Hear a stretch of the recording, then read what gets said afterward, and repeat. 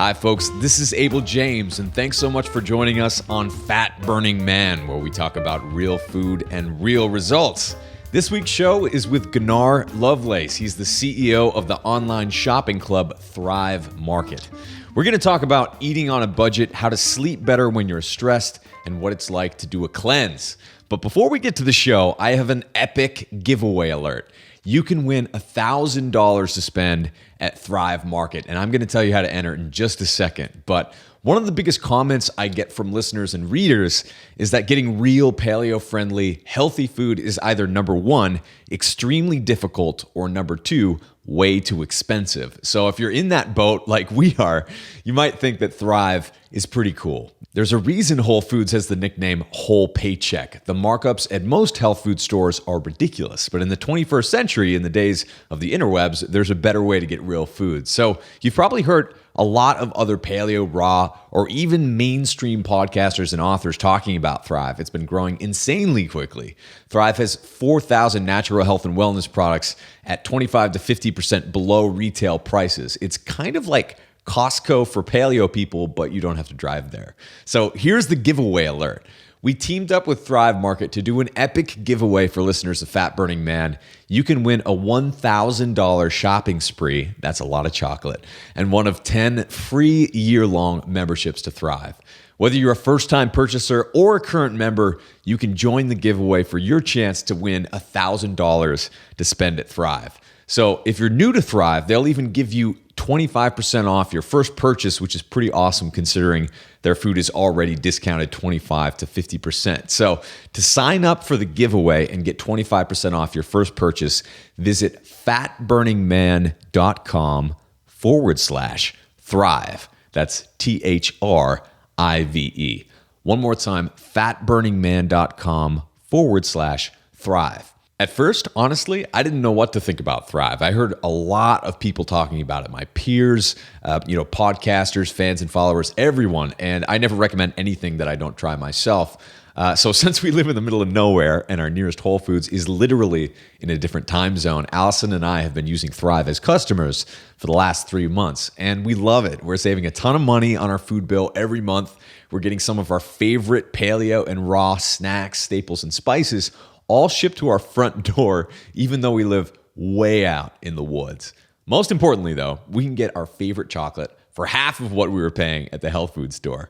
So don't miss your chance to enter our $1,000 shopping spree to Thrive and check it out yourself. To sign up for the giveaway and get 25% off your first purchase, visit fatburningman.com/thrive. THRIVE. One more time, that's fatburningman.com/thrive. $1,000 to spend on real food. It's a pretty rocking giveaway. I really hope you like it. All right, so on to the show with Gunnar Lovelace. On this show, you'll learn how to eat real food for less, what an effective cleanse should look like, how to sleep better when you're stressed, why you should break a sweat every day, and much more. All right, let's go hang out with Gunnar. All right, folks, I'm very happy to be here with Gunnar Lovelace, who's an entrepreneur who focuses on business and wellness as vehicles for social change. He's the co-founder and CEO of online shopping club Thrive Market, which is taking the paleo world by storm. How's it going, Gunnar? Hey, man, so great to be here with you. It's nice to be here with you, too. We've met on a few occasions. One was at Paleo Effects. We were hanging out with Mark Sisson and the Paleo crew. We were up in the mountains of Utah. At one point. I'm really happy to have you on because I think what you're doing is very unique in this space right now. A lot of people have heard of Thrive Market at this point. You guys are just really blowing up. But before we talk about any of that, we were talking before this interview about the cleanse that you started when we talked, I don't know, a couple of weeks ago, and you're still on it. At the beginning, you were kind of dragging. How's it going now? It's going good. I mean, it's amazing when one's body adjusts. We realize how much food we're putting into our mouths all the time. And one starts to adjust to a much smaller quantity of food. And it actually feels great. Like I have really stable energy. For me, the reason I got onto it was, I've been for the last 2 years with Thrive being such an intense startup. I've just been, working 18, 20 hours a day, eating random in bad order, and just felt like my body needed a reset and a break. Yeah. And so it's been like a combination of very simple cleanse, like a combination of green juices and bone broth, and just and then like one meal at dinner time. Awesome. Yeah, that's actually not too far off from what I do, generally speaking. It's actually right now. Yeah, that's right. I mean, that's actually the way to just to fly in general. Yeah. Well, it is, and I think the problem is most people hear cleanse and they think, okay, I'm going to have diarrhea for the next 2 months or whatever and eat absolutely no food. But there are kind of more moderate ways to do more of a reset, right, for your body. So let's talk about you've been just gunning it, no pun intended, for the past couple of years. This startup is taking up so much of your time, like you mentioned. How do you stay sane and stay healthy with something that's moving so quickly? Because a lot of people who are listening are professionals. They work really hard. One of the biggest struggles they have is, how do you get enough sleep? How do you de-stress? How do you make sure that you're eating the right foods while everything's going 100 miles an hour? Yeah. I mean, great question. I think there's a lot of different ways to answer that one. For me, the primary answer to that has been hiring great people and bringing on amazing partners. So, that is the foundation of any success in business. So, from very early on, I brought on 3 other co-founders to help start the business, because it was obvious that it's a really complex business with a lot of moving parts. And there's a reason why it hasn't been done before, because it's actually really hard to move these products around at low margin. Sure. And so for me, it was all about letting go of control and finding great people and getting out of the way. Yeah. Finding people that were better than myself, so that they can execute and scale on parts of the business that I'm not an expert in. Mm-hmm. And that absolutely was primary to why we've been able to do what we've done. When we look at other organizations that are a year out from launch, they just, like, we have so many different initiatives that are running all the time. And that's because we made a really strong foundational decision to have really strong shared leadership and ownership right from the beginning.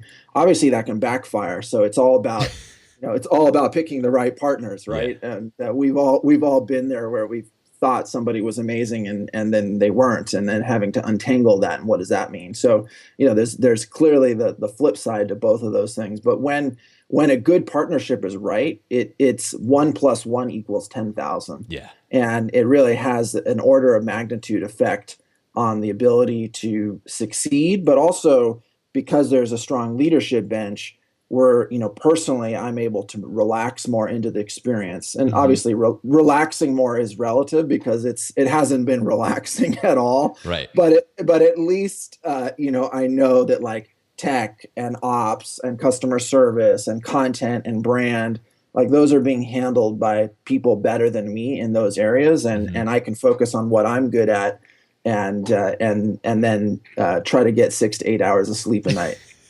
So that's a challenge, though, right? And sometimes you can't. Right. What do you do about that? How do you mitigate the damage of working so hard? Yeah, I mean, my hacks are because I've had some insomnia over the years, and it's it comes and goes depending upon the intensity of my neurotic thought form. So it's how driven I am. I had an uncle approach me a few years ago, and he was like, I hope you don't have any more visions. I hope you're not burdened by any more big ideas, because you're really putting yourself through the ringer here. But like little hacks are taking some magnesium before I go to bed. Yeah, that's a great one. Making sure I'm in bed by no later than 10:30 or 11, and making sure I'm getting at least 30 minutes of some kind of cardio sweat 5 days a week. And, just like a few things like that, even if it means a little bit less sleep, just staying to a few of those, like, core pieces, it gives me a bedrock. And then I hit the weekends, and then I'll sleep like 10 hours, on a Saturday, and then 10 hours on a Sunday. And then, then I can go back into the week getting 5 or 6 hours, and it kind of nets out right where I would like to get. Yeah. So 5 days a week, you're breaking a sweat and kind of getting the juices flowing. Yeah. How do you make sure that that happens? Because I think everyone knows that we should be doing that, right? But the challenge is there's so much other stuff going on that it's hard to make that a priority and make it like bedrock into your schedule. How do you do it? Right. I mean, for me, it's like just pure survival. Like if I don't get exercise, I turn into an and I'm just like totally dysfunctional. So I've had too many experiences in my life where I went for a week or 2 weeks without getting regular exercise, and I'll get sick. And then also helps me sleep. So it's kind of like, it's such a no brainer for me. If I don't get exercise, by the third or fourth day, I'm not sleeping well. So what are you doing? In terms of cardio? What's the movement? Yeah. Yeah, I mean, it depends on what I'm in. Like, I'm really into rowing right now. It's like I do very dynamic rowing, and within like 30 minutes, I'm like dripping in sweat. It's low impact, and I can get the whole thing done in like 50 minutes. And, in the gym, row, out, done, 50 minutes. And it's like, it's very efficient, and it's got muscular and cardio so that's just like, that's was elliptical, was surfing, is bike riding. It all changes. But rowing in an urban lifestyle, because I grew up in the country, so I had like mountain bike riding right behind my house, and that was just like awesome. Yeah. But now that I'm in like an urban environment, I'm looking for low impact, but really powerful, quick cardio hits. Yeah. But doesn't it eat up all of your muscle and you wither away, especially if you're on a cleanse or something like that, or calorie restricted? in terms of rowing? Yeah, doing exercise. So I'm playing devil's advocate here, obviously, but a lot of people I think are afraid of making dietary modifications where you do something like having bone broth during the day, or having green juice or a smoothie, and saving most of your eating till the end of the day while doing exercise. A lot of people are really afraid of that. How do you make that work?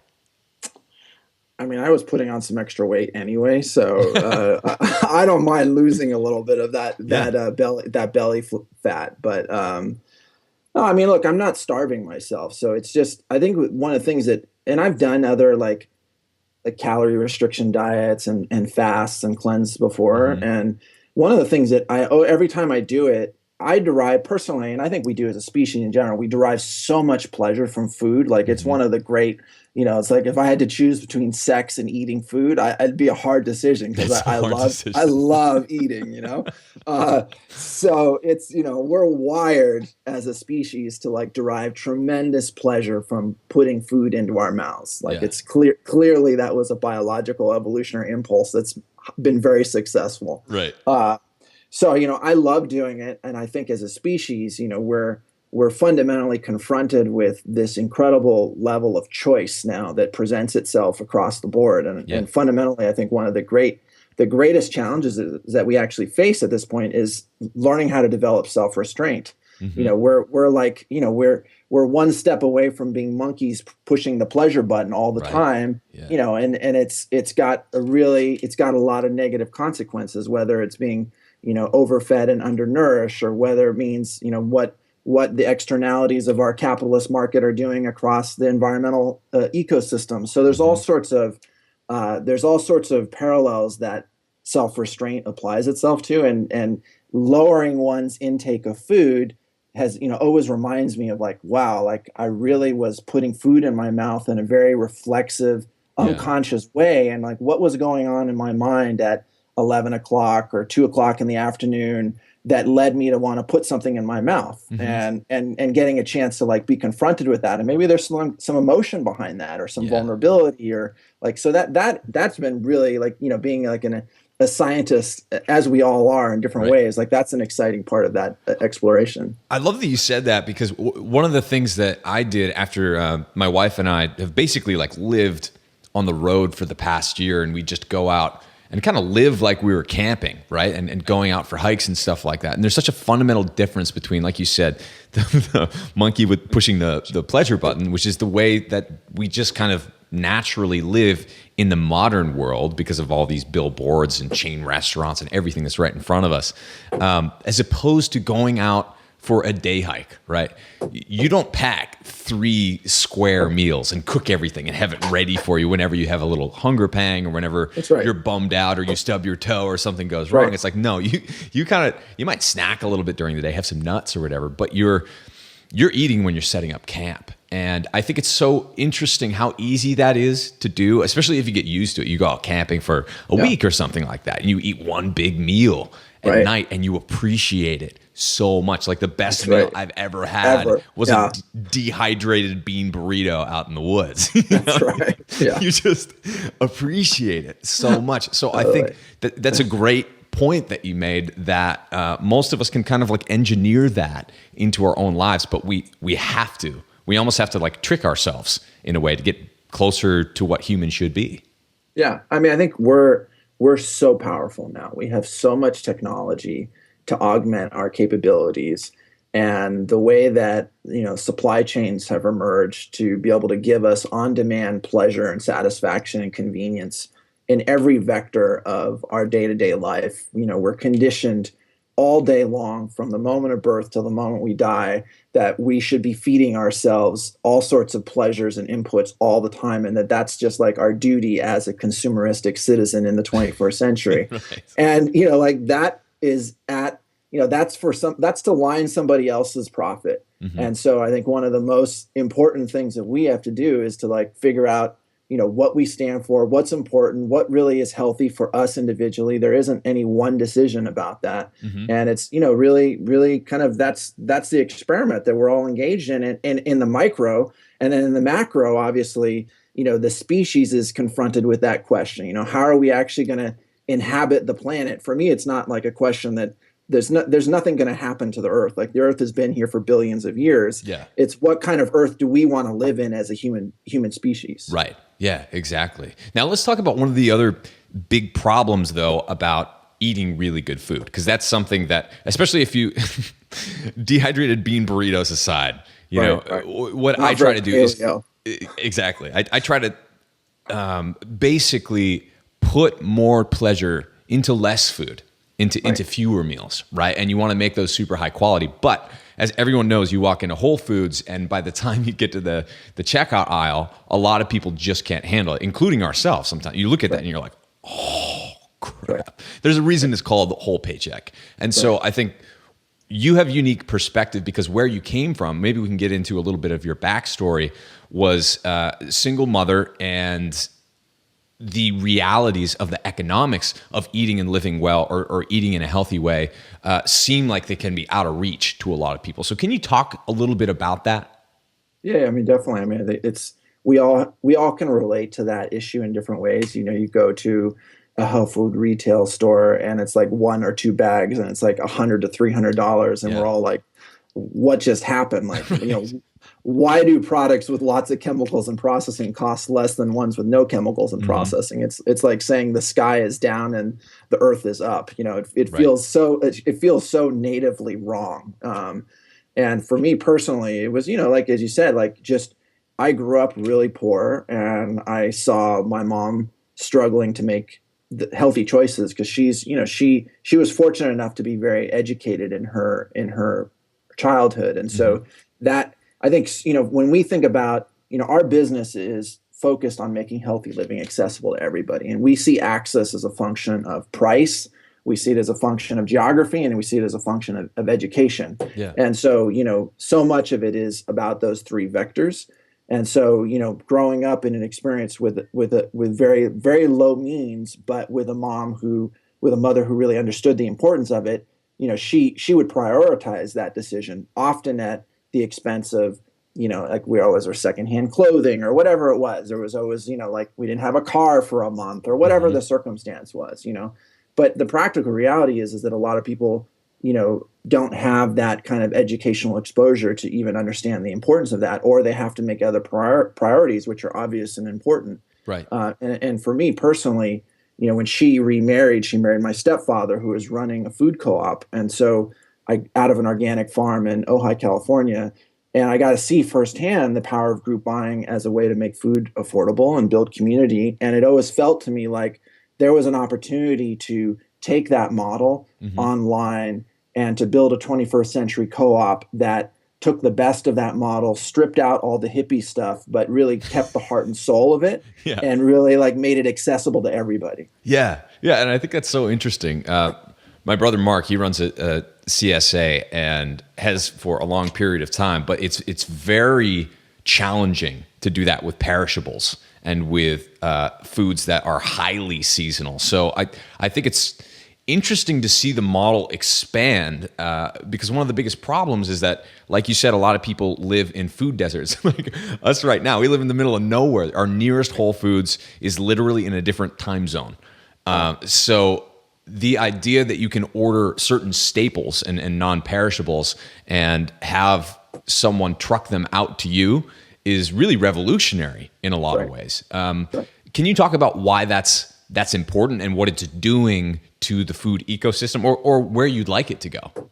Yeah, I mean, I think what's interesting is, because our model is really focused on disintermediating the supply chain, cutting out all the middlemen, the brokers, the slotting fees, the retail markup, the pay-to-play games, and then passing that savings along to our members. It really creates a different level of access. It's, we're selling natural and non-toxic products for the first time, often at the same price as conventional ones. So you can get 70 loads of, non-toxic laundry detergent for the same price that a big box retailer is selling 70 loads of laundry that has, hormone and endocrine disruptors in it, and people think their cleaning supplies are cleaning, but actually they're toxic, your baby gets out of the bathtub with the pores open from the warm water, and there's like toxic cleaning supplies all over the tile, and like that just gets all sucked up into the baby's body. Right. So those are being able to make these products available at the same price as conventional ones for the first time. That is a paradigm shift. And so that's a critical pillar of that issue of access, price.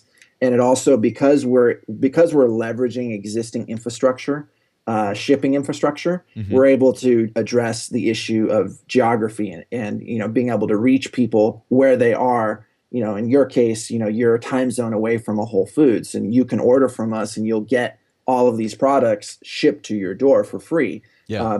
That's a paradigm shift, right? Yeah. Like that is going to save you money. It's going to save you time. And, it's a really powerful offering. That said, we still deal with a lot of the limitations that come with lack of education. And so that's part of our mission as a business, is to really make sure that, our model.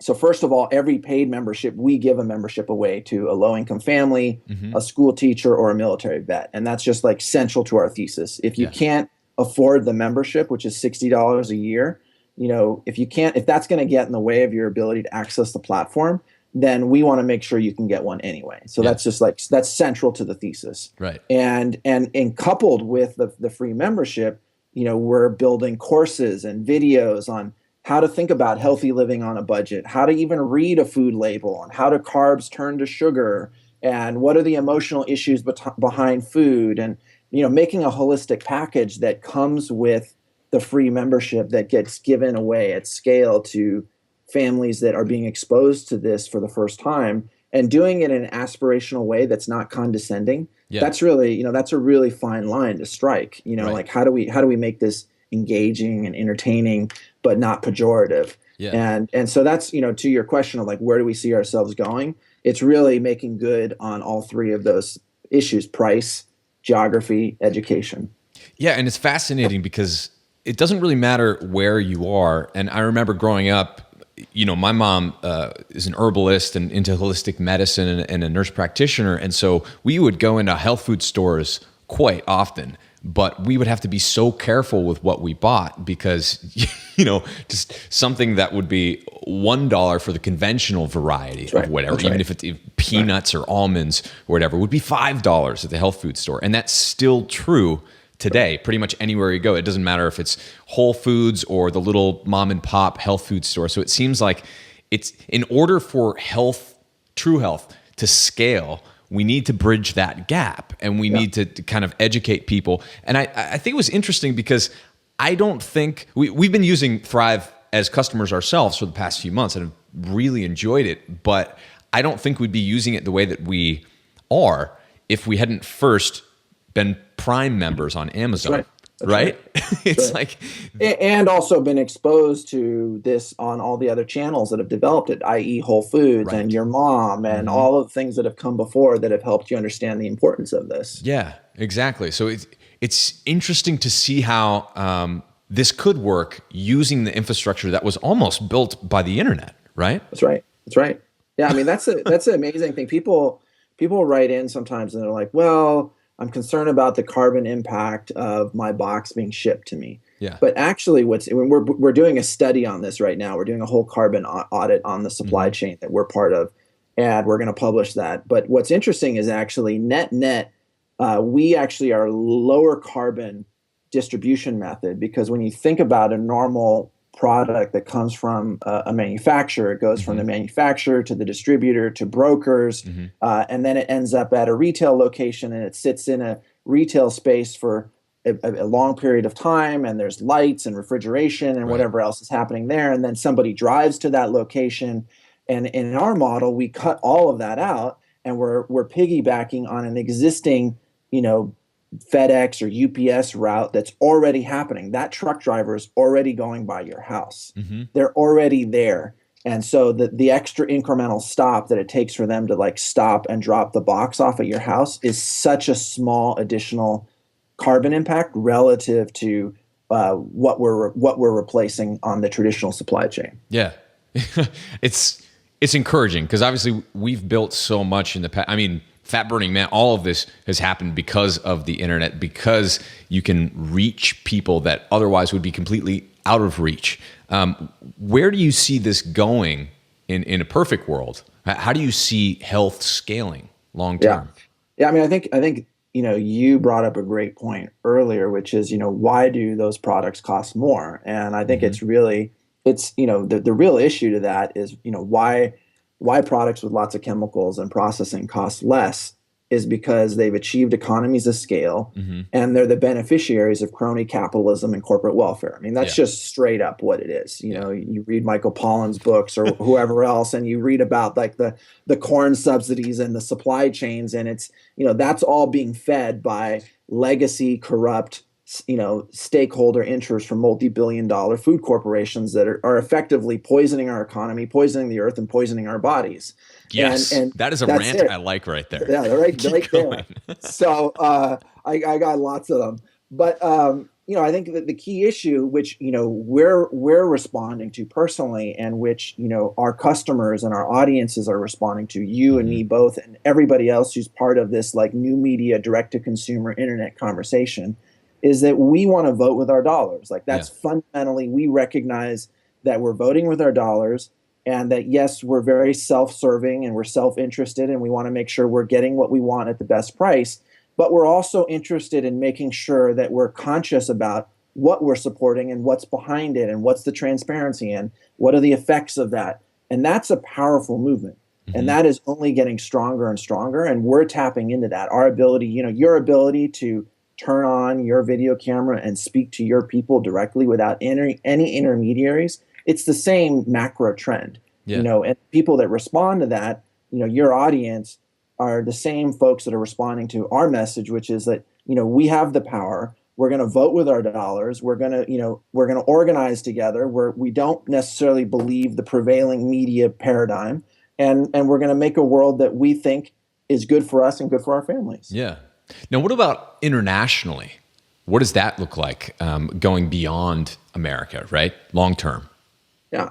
I mean, look, I think it's a huge, like our model can be applied internationally. We get requests daily for Canada and Europe and China and Australia.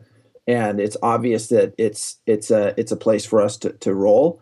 I think, we study why other very successful tech companies have failed. And it's about they get ahead of themselves, right? And they try to do too much.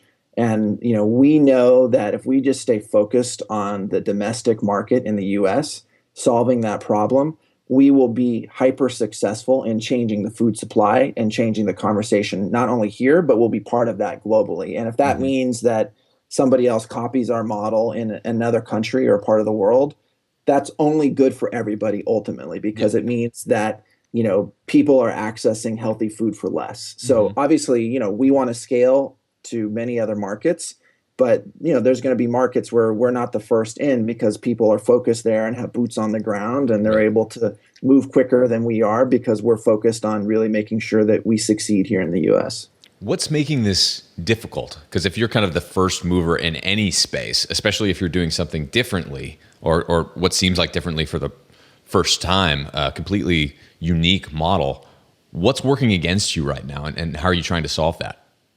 I mean, one of the fundamental challenges is just scaling, growing as fast as we are, every day, all day long, where, the exec team and the leadership is touching base, and we're having conversations about how do we make sure the culture and the values are maintained? How do we find really good people? For me, when we're looking at great people, it's got to be, super talented, super passionate, and a good person. It can't be two of those three, like a really talented, really talented, passionate person who's an is just like so insidious, and it just rots the culture. Yeah. And so it's, finding great people is always the hardest challenge. And the value of a good hire, particularly in leadership, and the way that percolates down is it's so exponential in its impact. And the negative of a bad hire and what that does to the organization is so dramatic. And so finding really, really good people is fundamentally that's the most difficult challenge.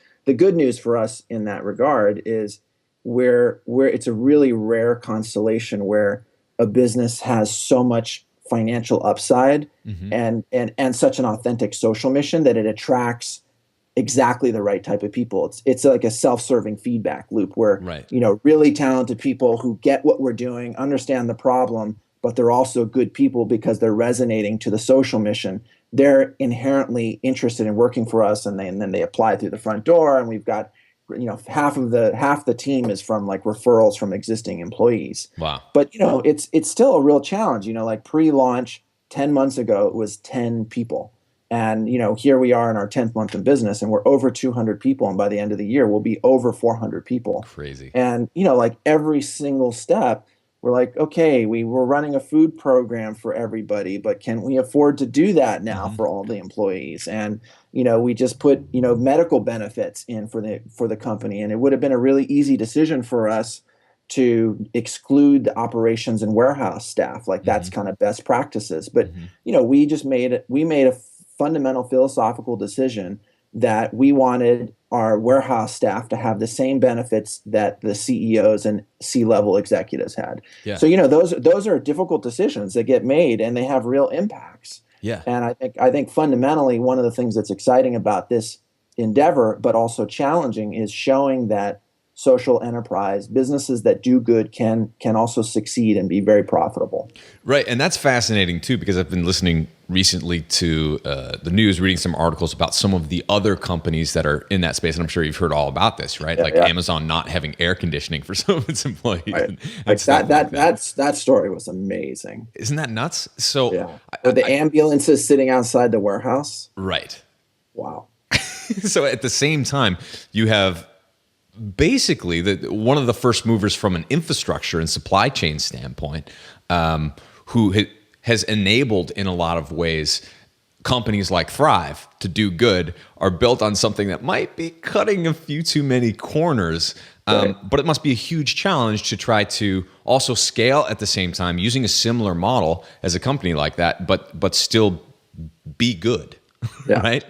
Yeah, I mean, I think that's fundamentally, like, I think you hit it on the head. I was talking to one of our analysts yesterday about this, and, she made the very astute observation, which is that, Amazon is really, really good at getting the best deal for its customer, and that comes at the expense of many other aspects. Right. And whether it's employees or there's other types of supply chain issues, Amazon has really shown that it can put the customer first. The question is, and I think now, you can see even like on Facebook how that article is trending, and you can see customers, who weren't aware of those practices are questioning whether or not they want to continue voting with their dollars at Amazon. Right. And so, people want to know now, they want to know that they're, they want to, first of all, transparency is like a critical theme, because we're in a world where we don't know what we can trust.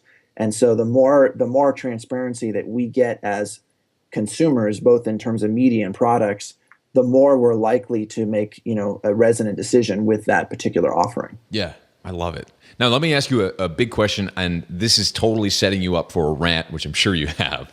But one of the biggest criticisms that we get as health nuts, doesn't matter if you're raw, vegan, paleo, whatever, right, is that you cannot feed the world this way.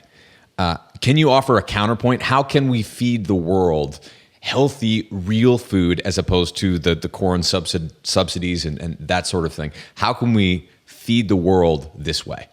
Yeah.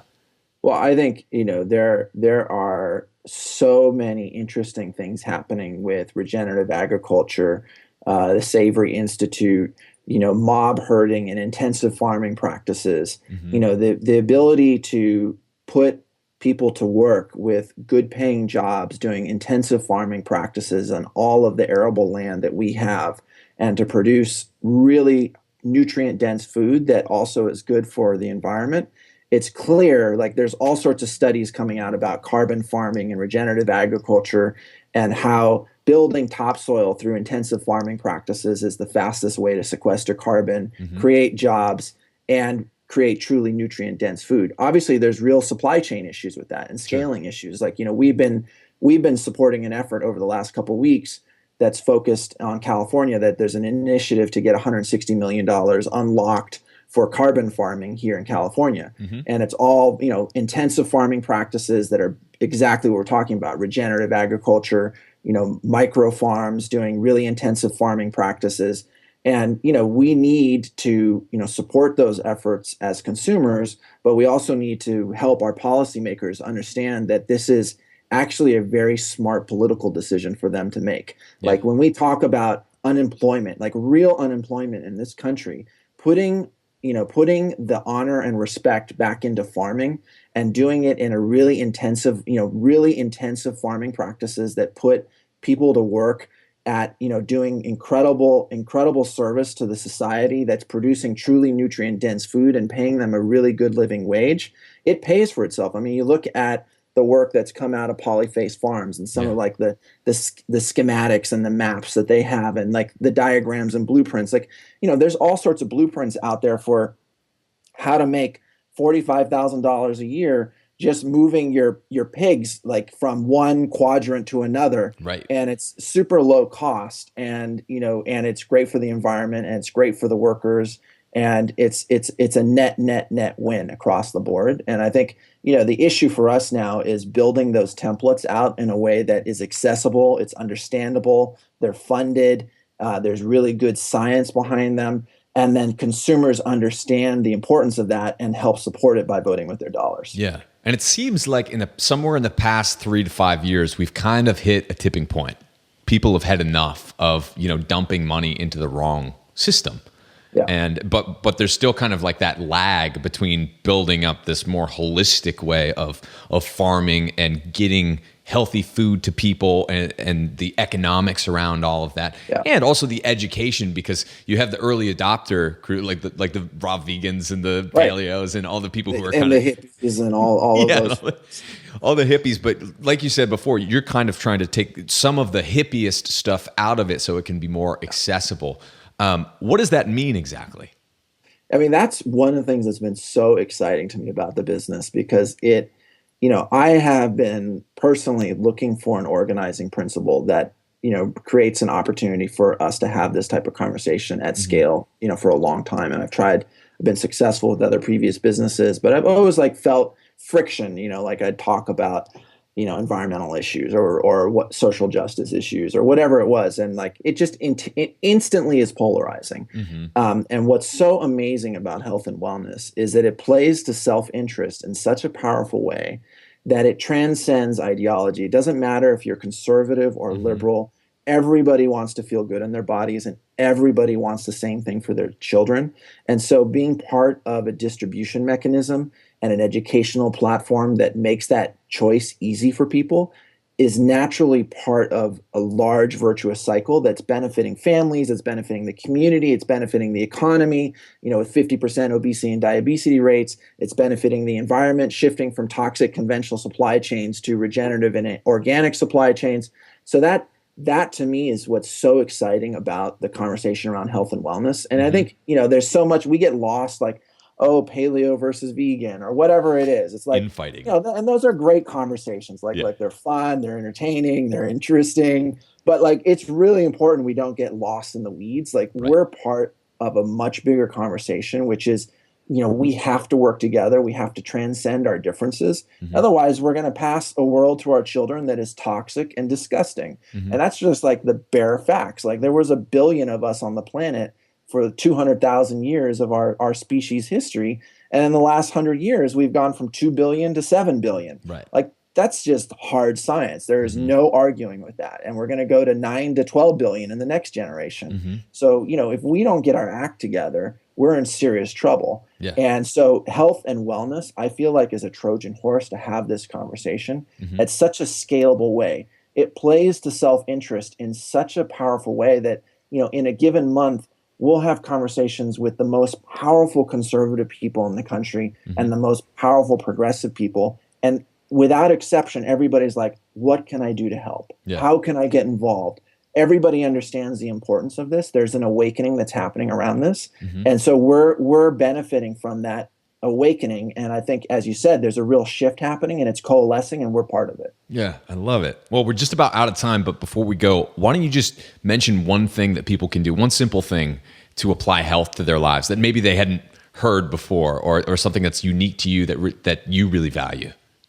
I mean, like a couple hacks that I use all the time is I drink a lot of water with lemon. Yeah, good one. That's like just a really simple one. It's good to rinse your mouth out after the lemon so that the teeth don't get destroyed with the acid from the enamel. Right. And then I take a lot of probiotics. I take them throughout the day.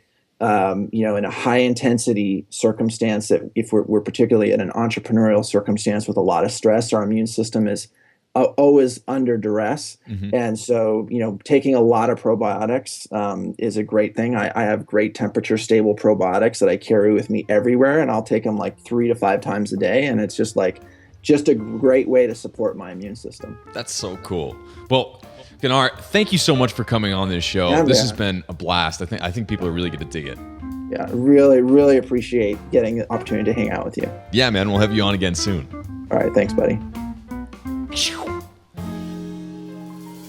Before you go, don't forget to sign up for the epic giveaway that we're doing for listeners of Fat Burning Man. We've teamed up with Thrive Market to do a giveaway.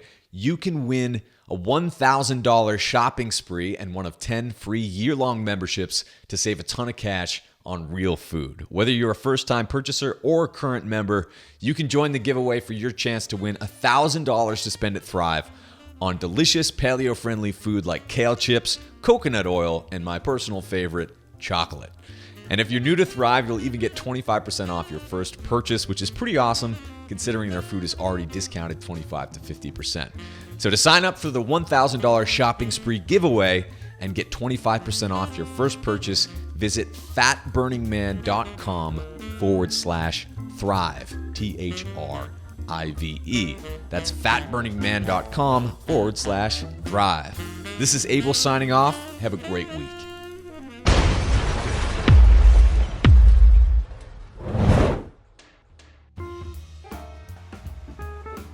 There's another problem with paleo, and this harkens back to the Atkins days and why so many of the low-carb crowd are holding on to pounds they don't want to.